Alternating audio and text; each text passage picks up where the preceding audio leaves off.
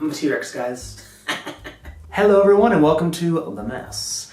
My name is Jake, also known as Plant Gay for Life. In this video, I just want to do a quick little video and kind of show you guys my aesthetically pleasing grow light setup. So if you look behind the green T-Rex, you will see a very brightly lit setup. This is one of my plant corners. I have my cabinet here, I have one of my plant shelves, I have some of my big plants up there, and I have a lot of grow lights illuminating this space. So let's just take a little dive into this section. All right, let's just get right into it. So these are the lights right here that I have on the ceiling. I like that they're wide because they're actually able to illuminate these entire shelves as opposed to just one singular light bulb. These are, I'm looking at my order right now, T5 LED grow lights, 2 feet. Now there are some grow lights out there online and on Amazon that look very similar to each other. There are some of these that have just 1 bar, and then there's these that have 2 bars. The ones that have 1 bar, the ones that I purchased in the past, have a warmer, more orangey light. It's not really my cup of tea. Look, I'm just like a head. I'm just going, ooh. Anyway, so these are a lot whiter. They're a lot brighter. They're just a little bit on the warm side. They're not like that sterile white, harsh on the eyes, cold kind of light.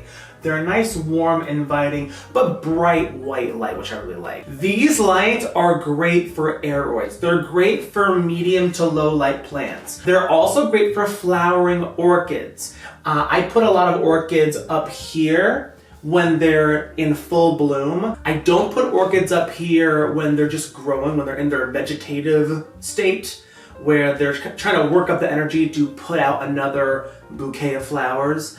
These don't provide enough light. So if you have full sunlight loving plants, if you have carnivorous plants or Hoyas that you want to be sun stressed to get those beautiful pops of red and purple, these lights are not going to do that. This is just great ambient light for medium light plants. You know, so aeroids, perfect. Anthuriums, perfect. Philodendrons, perfect. All right, let's move down. So I'll just briefly touch on this because it doesn't really fit this video because not everyone has a cabinet or a terrarium like this.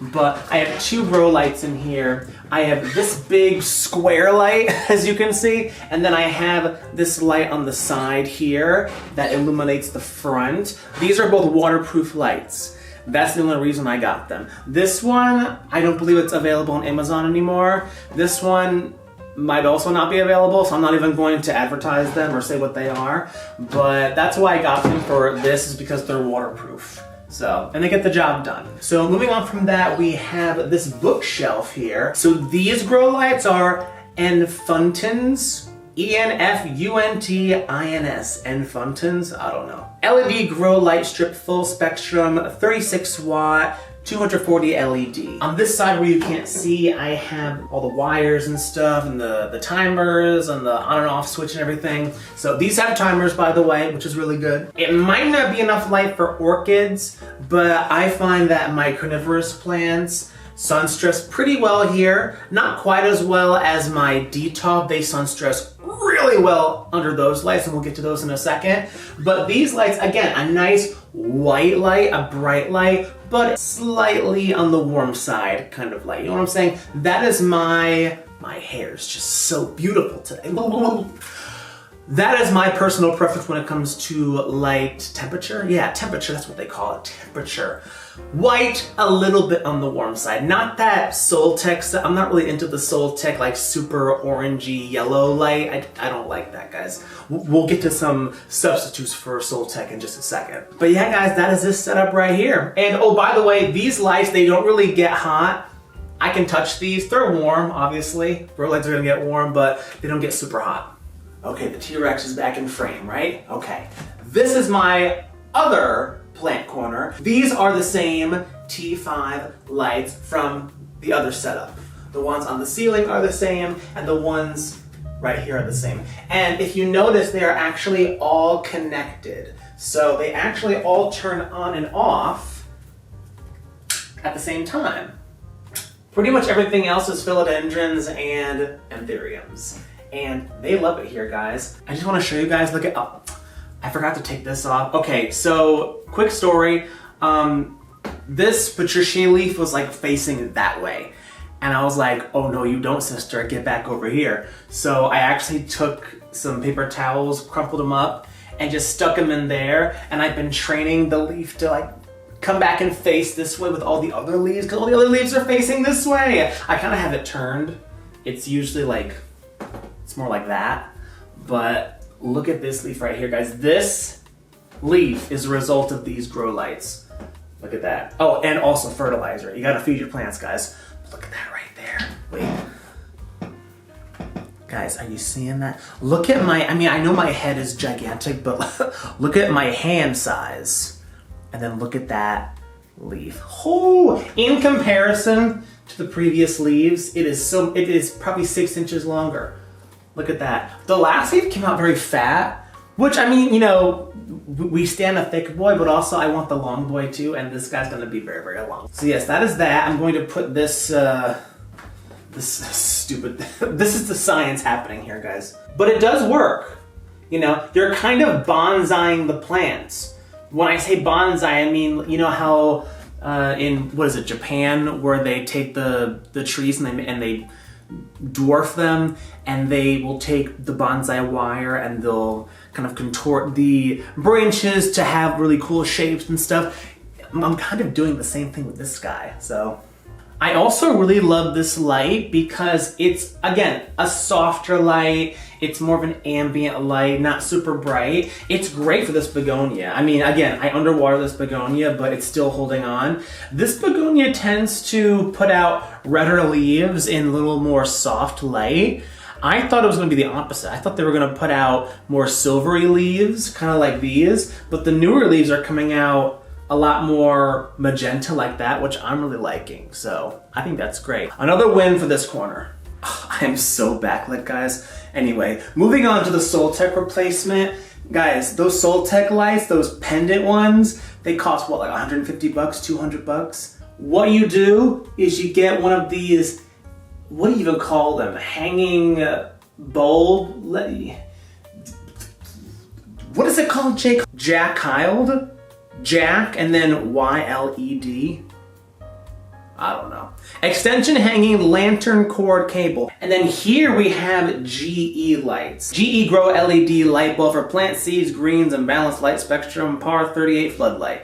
So yeah, very, very bright grow light. This one bulb illuminates all of this. Now you might be like, well, Jake, why do you have a light in front of a window? These are slightly northeast facing windows. They don't really get a lot of light. They get nice soft ambient light throughout the day, which is great, especially for my more light sensitive anthuriums. But for things like this Monstera, they need more light. They want more light to get bigger. By the way, if these leaves were right underneath this light, they would burn. So it has to be a little bit to the side, or this would have to be higher up. I recently had to move this up so that it wouldn't burn the leaves. And then also the new ones coming in could get just as big and bigger, because once it gets above the light, it gets lower light and the leaves would get smaller. So, but this light, I love it. It's great.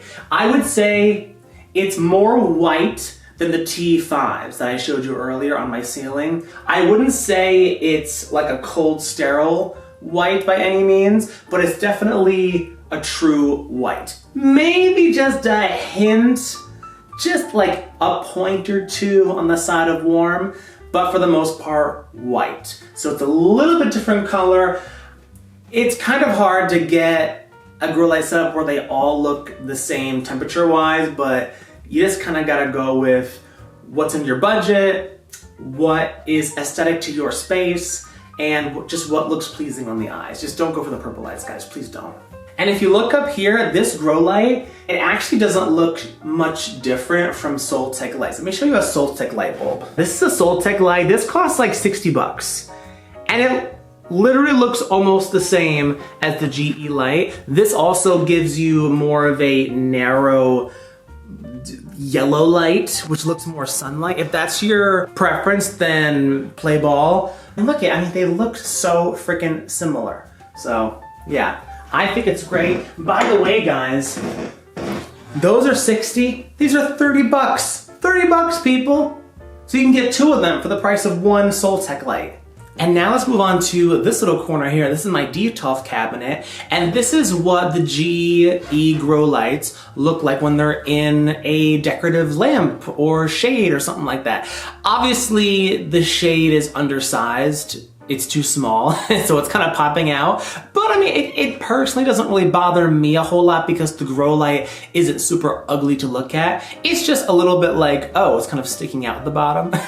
But it just looks a little bit more homey, I guess. A little bit less like, oh, it's a hanging light bulb. Because even though these lights are more simple and not super ugly, they are a little bit weird. They don't look like regular light bulbs, you feel me? This light right here, I can put bromeliads here, I can put orchids here. This is a really nice bright light for nice bright light loving plants.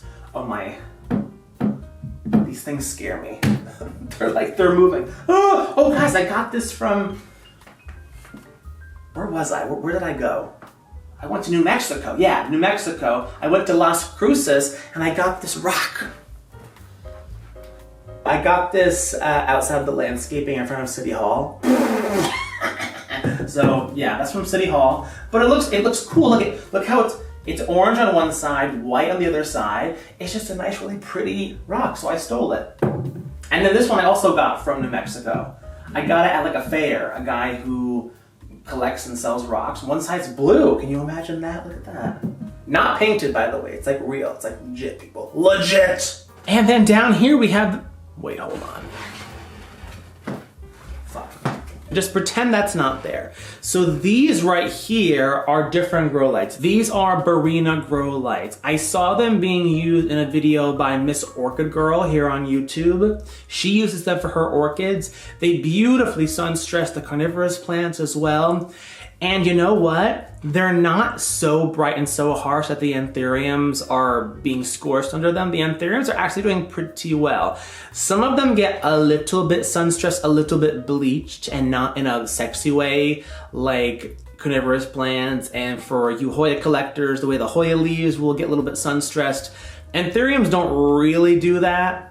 They just kind of get bleached and look a little bit sickly. But for the most part, these guys are great. A little bit on the warmer side, but not super, super warm. Very, very bright, very, very nice, very simple, very sleek. Love them. The leaves can also get right up to the grow light and they don't burn. And then finally, guys, we have the last setup. Now this is a good little hack for those of you that have grow lights that maybe they work like wonders for you, but maybe they're not the prettiest lights in the world. Are you seeing how alien invasion that looks? It looks like I'm about to be abducted. That's like something out of the Worlds. That kind of reminds me of that snake thing that stalks them in the basement in the movie. Anyway, so if you have a grow light like this that maybe it gets the job done really well. Oh, look, here's the finger. Doodly-doodly-doo. Jake, you have the attention span of a flea. Mother trucker. Okay. So if you have a grow light that's not the prettiest to look at, by the way, this is very harsh on the eyes. Very, very bright. It's very white. And it's, yeah, I actually have to look away because it's a little bit too bright. So if you have a light that's like that, put it in a lampshade, just like that. And now, guys, it just looks like it's part of my dresser setup. Isn't that great? Oh my God, this camera thing is so wide, I have to... Guys, I told you we have to look aesthetically pleasing for YouTube. There we go. So yes, right next to my bed. Didn't make my bed, so don't look at it. Okay, so yes. Oh, by the way, that's my Schizerianum I just got. I hope it does well. Look at that beautiful flower. Look at that. They call it the pigtail anthurium, or the, what's the other word? The devil's tongue. Why won't you focus? I love that thing. It's like a crimson red. It's just, oh, I'm blinded. All right, guys, I guess that's it. That is my aesthetically pleasing grow light setup. Green T-Rex out. Oh.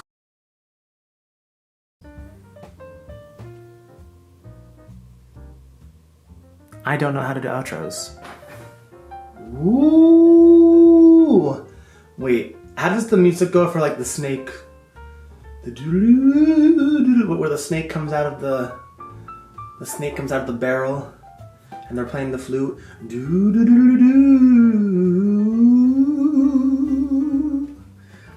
My sister is currently on her honeymoon in Spain, and she sent me a video of a snake, whisperer or whatever. He was like playing a drum, like doodle doodle doodle doodle, and the snake came out and was like it was like I think it was a cobra. What's the one with the thing like this? That's a cobra, right? And it was kind of like doing doodle doodle doodle doodle doodle. I was like, oh, how adorable! But don't get too close. All right, I'm out of here. Goodbye.